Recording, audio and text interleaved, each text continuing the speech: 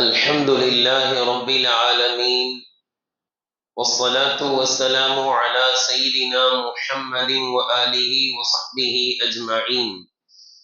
أما بعد، فقد قال الله تبارك وتعالى في القرآن الكريم: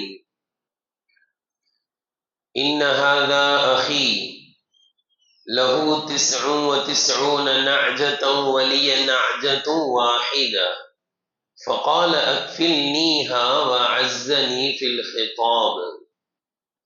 قال لقد ظلمك بسؤال نعجتك إلى نعاج، وإن كثيرا من الخلطاء ليبغي بعضهم على بعض إلا الذين آمنوا وعملوا الصالحات وقليل ما هم. صدق الله العلي العظيم.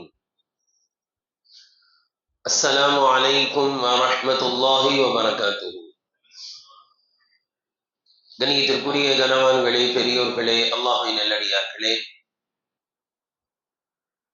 அல்லாஹ்வின் பேரருளால்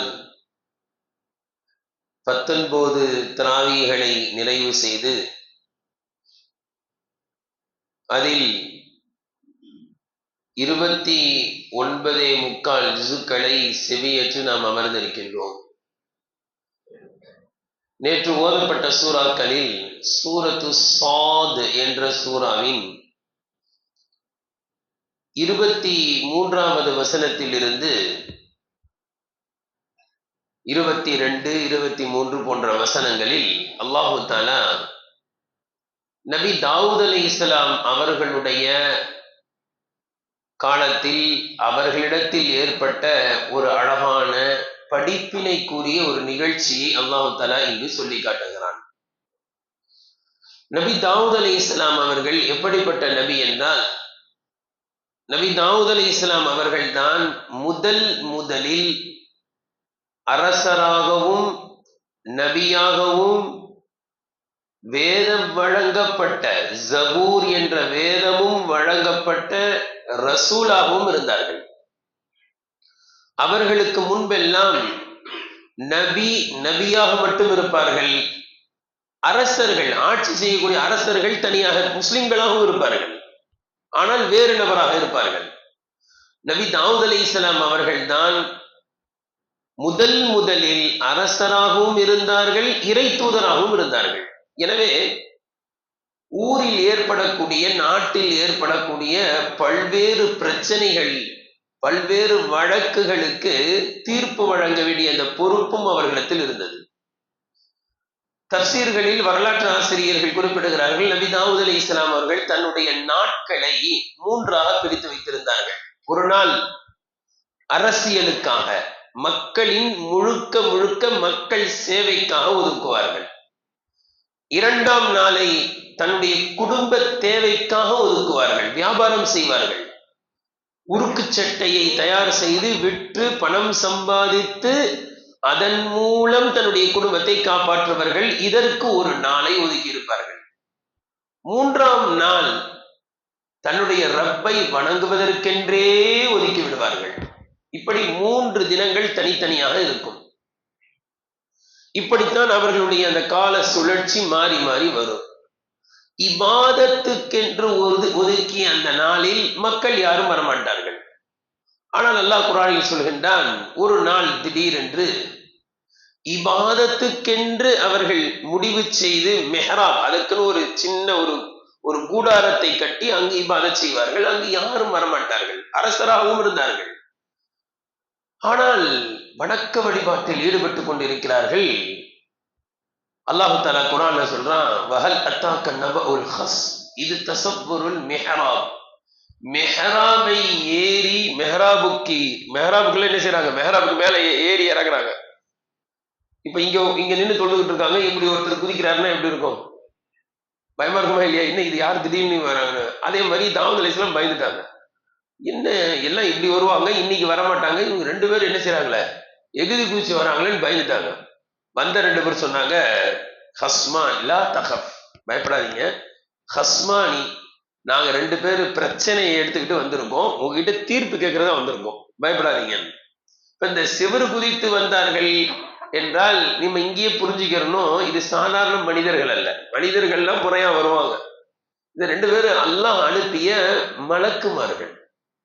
அவங்க சொன்னாங்க, அல்லாஹ் தஆலா நபி தாவூத் அலைஹிஸ்ஸலாம் அவர்களுக்கு மக்களுக்கு மத்தியில் எவ்வளவு ஜாக்கிரதையாக தீர்ப்பு வழங்க வேண்டும் என்பதை அல்லாஹ் போதிப்பதற்கு ஏற்படுத்திய ஒரு ஏற்பாடு. அந்த 2 பேரும் வந்து சொன்னாங்க, ஹஸ்மானி பகாபாதுனா அலா பாதி, நாங்க 2 பேரு வழக்காளிகள், ஒரு வழக்கை எடுத்துக்கொண்டு வந்திருக்கின்றோம். எங்களில் ஒருவர் மற்றவரின் மீது வரம்பு மீறி செயல்படுகிறார். எங்களுக்கு மத்தியில் நீங்கள் ஃபஹ்கும் பைனனா பில் ஹக், சத்தியத்தை கொண்டு தீர்ப்பு வழங்க வேண்டும், நீதமாக தீர்ப்பு வழங்க வேண்டும். வலா துஷ்தித், நடுநிலை தவறி விடாதீர்கள். யார பார்த்து சொல்றாங்க? தாவூத் அலைஹிஸ்ஸலாம் சொல்றாங்க, வலா துஷ்தித், நடுநிலை தவறி விடாதீர்கள். வஹ்தினா இலா ஸவாஇஸ் ஸிராத், ஸிராத்னா என்னது? பாதை. ஸவாஇஸ் ஸிராத்னா நேரான நடுநிலையான பாதை, சரியான சீரான பாதையை எங்களுக்கு காண்பியுங்கள். பிரச்சனை எடுத்துட்டு வந்திருக்கோம், எங்களுக்கு கரெக்டா தீர்ப்பு வழங்கணும், எங்களுக்கு கரெக்டான ரூட்ல நீங்க தான் செய்யணும், செலுத்த வேண்டும் என்று கேட்டுக்கொண்டு அவர் சொல்ல ஆரம்பிக்கிறார். என்ன பிரச்சனை இங்க கவனிக்கணும், நடுநிலை தவறக்கூடாது, பிரச்சனையை தீர்க்க விசாரித்து சத்தியத்தை கொண்டு தீர்ப்பலாம். இதெல்லாம் நடுவராக இருக்க வேண்டியவர்களிடத்தில், இருக்கக்கூடியவர்களிடத்தில் இருக்க வேண்டிய மிக முக்கிய பண்பு. நடுவரா இருக்க தகுதி. உதாரணத்துக்கு பாருங்க,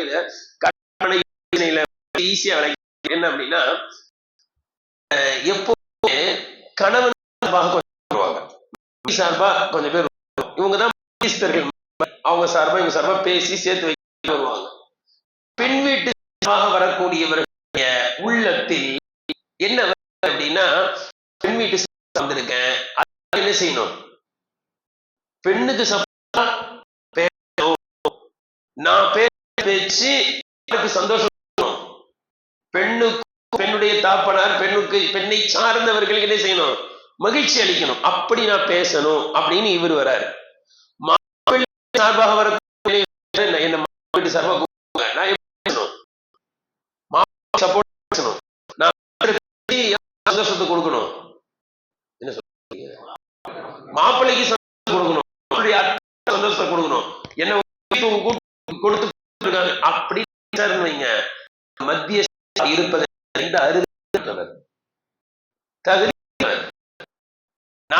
சார்பா வந்து பெண்ணுக்கு சப்போர்ட் பேசுவேன், மாப்பிள்ளை சார்பா வந்திருக்கிறாங்க, நான் சப்போர்ட் தான் நினைக்கிறேன். அவன் தகுதி எது எது அணியா பார்ப்பேன், யார் தப்பு இருக்கோ நான் தெளிவா இப்படி இருக்குது, இப்படி தப்பு தான். நான் பெண் வீட்டு சார்பாக பெண்ணை கண்டிப்பேன், மாப்பிள்ளை வீட்டு சார்பாக வந்திருக்கேன், நல்லா பார்த்தா என்ன மாப்பிள்ளைதான் தப்பு தெரியுது, நான் மாப்பிள்ளையை கண்டிப்பேன். இந்த சிந்தை இருந்தால்தான் நடுநிலை தவறாதவர். இதுல இன்னொரு விஷயம் என்னன்னா, யார் ஃபர்ஸ்ட் வந்து சொல்றாங்களோ அவங்க யார் ஃபர்ஸ்ட் வராங்களோ, யார் ஃபர்ஸ்ட் வராங்க என்பவரை ஃபர்ஸ்ட் கொடுக்குறாங்களோ சப்போர்ட்டா அப்புறம் கொஞ்சம் எங்க வருது. இந்த இதெல்லாம் அநியாயங்கள். கணியத்திற்குரிய எவ்வளவு அழகா